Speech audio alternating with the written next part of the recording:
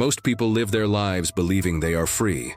They go to work, vote in elections, share opinions, and consume information. But Plato, the ancient Greek philosopher, warned us thousands of years ago. What we call freedom may just be a well-decorated illusion. It's not that people are stupid or lazy. The problem is deeper.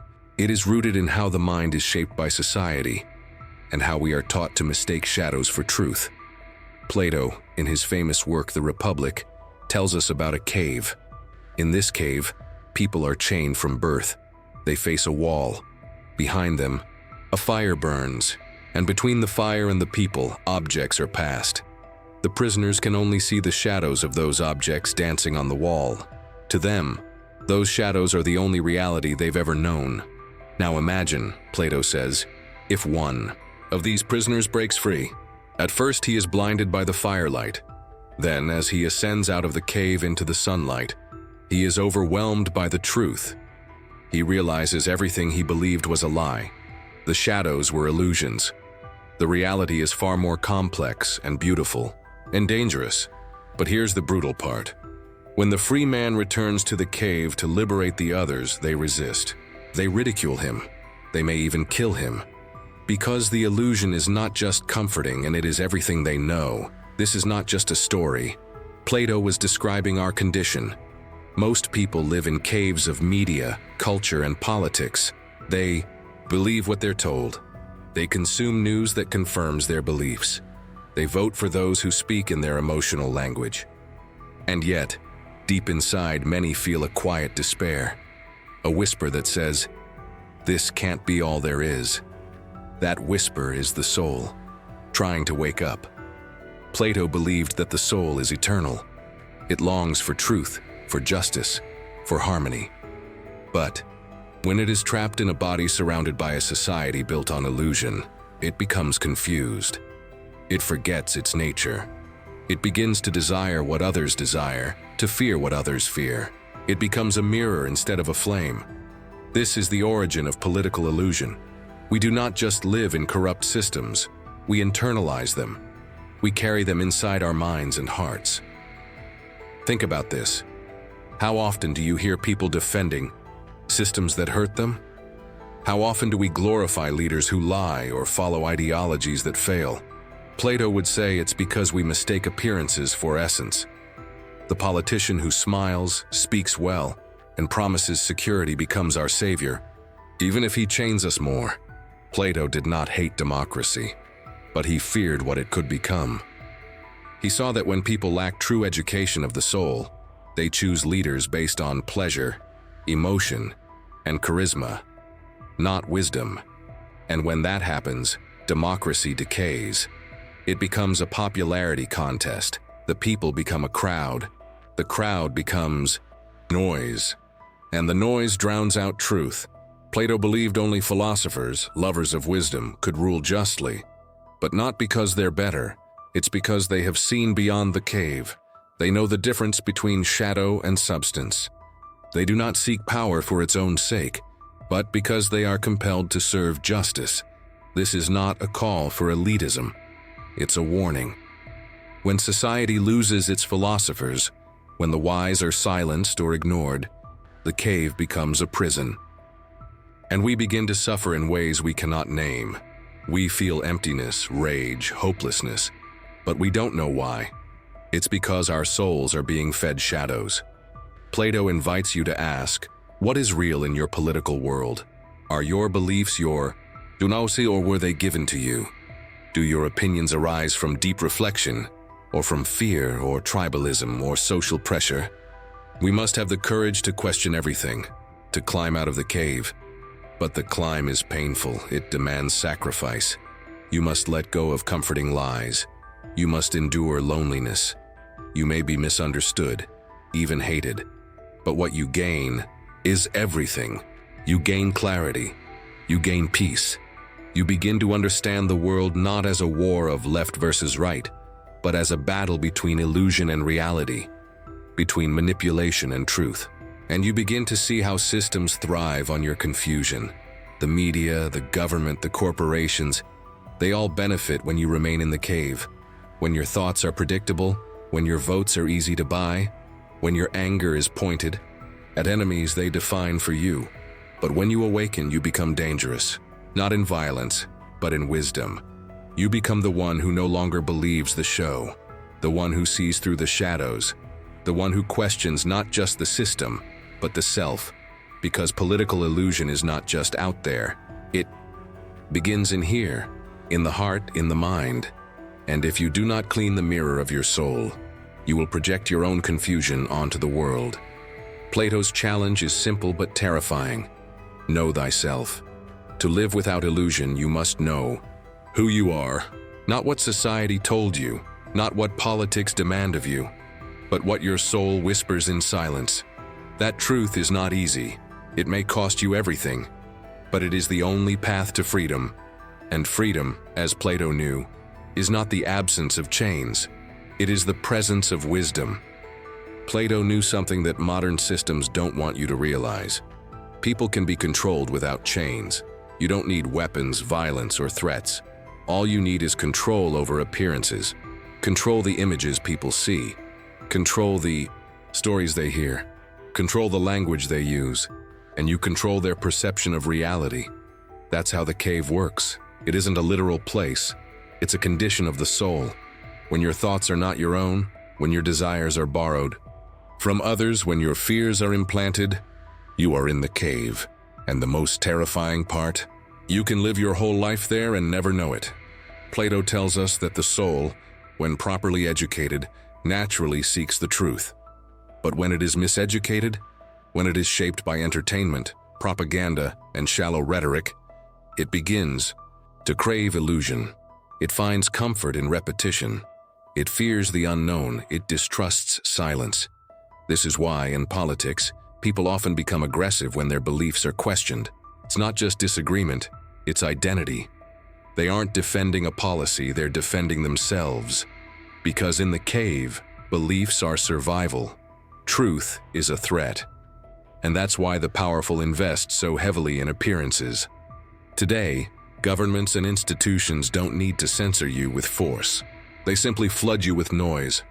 Constant debates, endless scandals, manufactured outrage. You're given the illusion of choice, the illusion of dialogue. But nothing essential changes.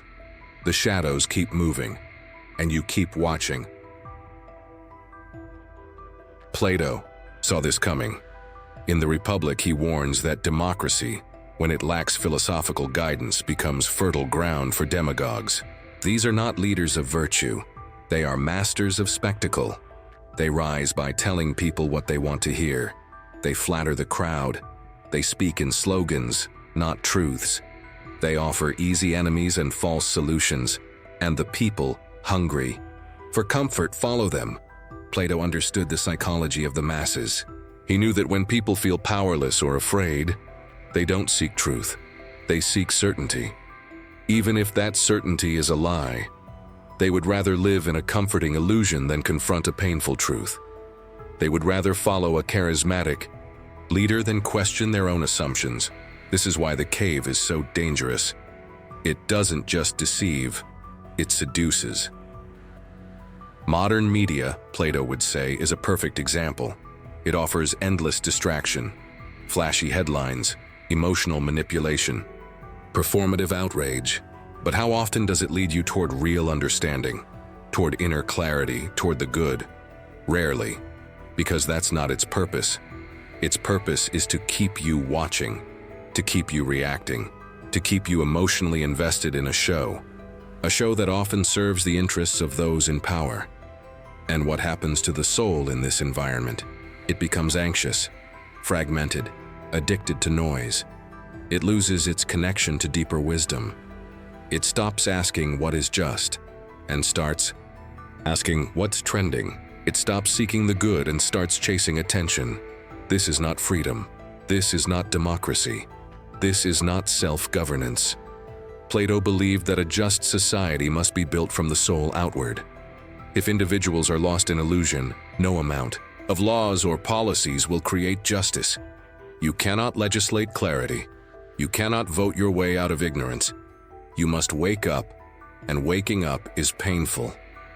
When the prisoner leaves the cave, Remember, he is blinded. At first he resists. He wants to go back to the shadows. The truth hurts. It's unfamiliar. It demands responsibility. That's how it feels when you begin to question your political beliefs. When you realize your heroes are flawed. When you see that your side may not be as innocent as you thought. When you understand that the system plays everyone, including you. But that pain is the beginning of wisdom. It means you're seeing with your own eyes. It means you're thinking for yourself. It means your soul is no longer being shaped by others, but by reason, by truth, by something higher than popularity. Plato does not leave us hopeless. He believes the soul can ascend, but it takes effort, it takes discipline. And most of all, it takes love. Love of truth, love of wisdom, love of justice. This is why he places the philosopher at the center of his ideal society.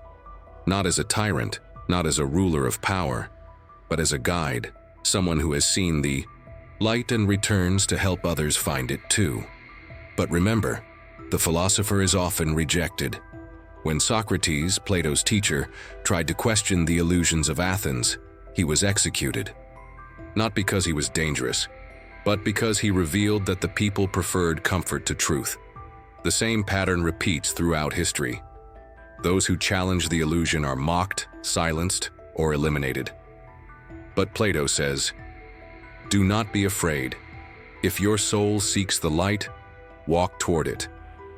Even if you walk alone, you must learn to love truth more than approval, justice more than victory, wisdom more than certainty, because the alternative is silent suffering." That's the part people rarely talk about. When you live in political illusion, you suffer, even if you don't realize it. You feel alienated, numb, frustrated, but you don't know why. You blame others. You blame the system. You blame fate. But what if the pain comes from within? What if your soul is starving for meaning and being fed only shadows? Plato invites you to listen to that pain, to honor it. Not by escaping into fantasy, but by facing the truth. Ask yourself, who benefits from what I believe? Whose voice is shaping my worldview? Have I examined my own contradictions? Do I value truth or just comfort? These are not easy questions, but they are necessary. You may not be able to change the system overnight, but you can change the way your soul relates to it. You can stop being a puppet. You can stop being a prisoner. You can begin the long journey upward, toward the good, the true, the just. And that journey begins with awareness. Look around. Listen deeply. Reflect honestly. The illusion only has power if you believe it. But once you see through it, truly see, you become free in a way no system can touch. That is Plato's message. That is his gift. You were not born to live in darkness. You were not made to be a shadow of yourself. You are meant to ascend, to know, to serve the good, and to help others do the same. If you've followed this path so far, you've begun to see how deeply Plato's warning about political illusion cuts into the very soul of society. It's not just about systems of government or leaders in office. It's about the subtle fabric of belief that governs how people perceive reality, justice, and their own freedom. Political illusion is the shadow that dances on the wall, and most people, unaware, applaud the show as if it were truth. But Plato does not stop at exposing the lie. He invites us to walk into the blinding light, to see what most cannot, and to act in ways most fear. What then is the final step? How do we actually escape this illusion? It begins not with a revolution outside, but a quiet, painful upheaval within. Plato calls us to a kind of inner courage rarely discussed in modern discourse, a courage to doubt what is popular, to distrust the comforting narratives, and to dismantle the false self that clings to certainty. Most people live in political illusion because they do not want to be responsible for their own soul. It is far easier to surrender that responsibility to a party, a flag, or a strong voice promising protection. But Plato warns, this is precisely how tyranny begins, not with force but with willing submission to illusion. It is not imposed on the people, It is invited by them. They do not resist the lie. They feed it, protect it, celebrate it. Freedom, in Plato's vision, is never merely a political state. It is the condition of a soul no longer governed by fear, appetite, or pride. It is a soul that has looked into the heart of chaos and chosen truth, even if that truth is lonely, demanding, or dangerous. This is why few walk this path, because the cost is the very life they once called their identity. And here lies the tragedy. People cling to illusion not because they are evil or foolish, but because they are afraid. They fear what they might lose if they let go. They fear becoming outcasts. They fear the silence that follows when the propaganda fades. They fear responsibility. But Plato reminds us that the pain of disillusionment is the beginning of vision. Just as eyes struggle when first exposed to sunlight, the soul resists truth because it disrupts everything it depends on. You begin to question your education, your heroes, even your own motives. But this discomfort is necessary. It is the birth pain of the philosopher within you. Once awakened, the soul no longer fits into the illusions of its culture. It walks, among others, but it sees differently. It listens to speeches but hears the manipulation behind the words. It watches political drama, but understands the puppetry at play. It sees fear disguised as patriotism, greed masked as prosperity, control marketed as safety. And because of this clarity, the awakened soul suffers. This is the second truth Plato reveals, that liberation from illusion is not comfortable. It is crucifying. You may lose friends. You may become isolated. You may be mocked for questioning what everyone else accepts. But this suffering, Plato insists, is noble. It is the wound through which wisdom enters. Plato's allegory of the cave ends not with triumph but with a warning. The freed prisoner, upon returning to the cave to share the truth, is not celebrated. He is rejected. The others, still chained, do not want their illusions disturbed. They see his pain and mistake it for madness.